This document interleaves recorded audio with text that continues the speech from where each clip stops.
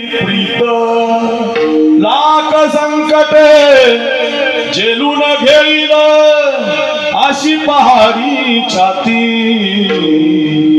शोरामी सरदार आम्हाला काय कुणाची भीती। गेला होता पोरगा लढायला, ऐका चापरगावकर ऐका, 2018 साली 18 वर्षाचा पोरगा व्यायाम करून गेला होता, 4 वर्ष सुट्टीच घेतली नाही, घरी आला नाही, सत्य घटना आहे। 5व्या वर्षी मात्र त्याला 15 दिवसासाठी घरी यावं लागलं। सण दिवाळीचा होता, 5 वर्षाला पोरगा आला म्हणून आईनं करंजा शंकर पाळे सगळं बनवलं होतं, त्याच्या आवडीची पुरणपोळी सुद्धा बनवली होती। आईनं स्वतः त्याला जीव घातलं होतं। 15 दिवसानं सौरभ आवटे पुन्हा एकदा देशावर लढायला गेला, तर त्याची कामगिरी पाहून त्याला कॅप्टन बनवण्यात आलं। बाबा कॅप्टन म्हणजे त्याच्या हाताखाली 500 पोरं आली, भारत देशाचं कॅप्टनत्व आणि सियाचीन प्रदेशामध्ये त्याची ड्युटी लागली। हो सत्य घटना रे दादांनो, त्या सियाचीन मध्ये खूप बर्फ पडतो, 0.2 तापमान असतं, कधी 0.4 असतं, कधी 0.10 असतं। अशा तापमानामध्ये आपली पोरं उभी होती, रात्रीची पाळी आली होती, 500 पोरं लढत होती, 500 पोरं हातामध्ये बंदूक घेऊन उभी होती, कॅप्टन स्वतः नजर ठेवून होते। तेवढ्यामध्ये काही दहशतवाद्यांनी हल्ला केला, इकडच्या गोळ्या तिकडं, तिकडच्या गोळ्या इकडं, इकडच्या गोळ्या तिकडं, तिकडच्या गोळ्या इकडं, जाणाजारती सुरू झाली। भारत देश जिंकायला लागला। वंदे मातरम, भारत माता की जय ललकारी घुमली होती, गोळ्या झाडत होते। गोळ्या झाडता झाडता नैसर्गिक आपत्ती अशी आली होती, खूप बर्फ पडत होता, बर्फ आता कमरेपर्यंत आला, बर्फ आता पोटापर्यंत आला होता, बर्फ आता खांद्यापर्यंत आला होता। बर्फातून जागा मिळत नव्हती तरी पोरं लढत होती। काय नवलय महाराज, बर्फ आता डोक्याच्या वर गेला तुषार महाराज, रस्ता दिसेनासा झाला रे। दहशतवादी मात्र गेले, पण आपले जवान बर्फामध्ये अडकले। 5 पोरांची बॉडी सापडली नाही, बर्फामध्ये गोठून गेले रे पोरं। 1 दिवस गेलं, 5 दिवस गेलं, 7 दिवस गेले, खूप बॉड्या सापडल्या नाही। 8व्या दिवशी मात्र थोडा बर्फ कमी झाला आणि कॅप्टन सौरभ आवटेची बॉडी सापडली। तर पूर्ण बर्फामध्ये भारत देशाच्या झेंड्याचं रक्षण करताना, ऐका रे दादांनो, ऐका, माझं घरी घेऊन जा। गोठून गेला होता तो, बर्फातून बाजूला काढा म्हणून बर्फ कापायला सुरुवात झाली।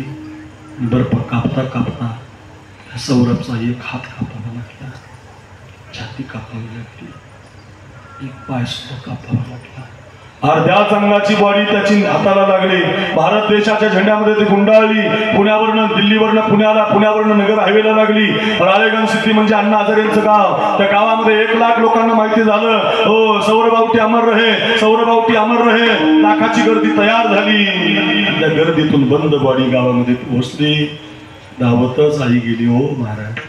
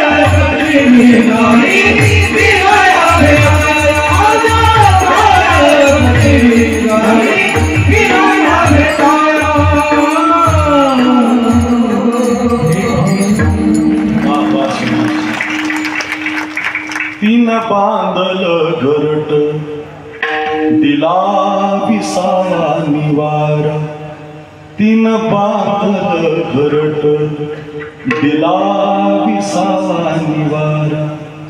घेऊन या पंखाखाली भरविला मोतीचारा, दूर उडाली पाखर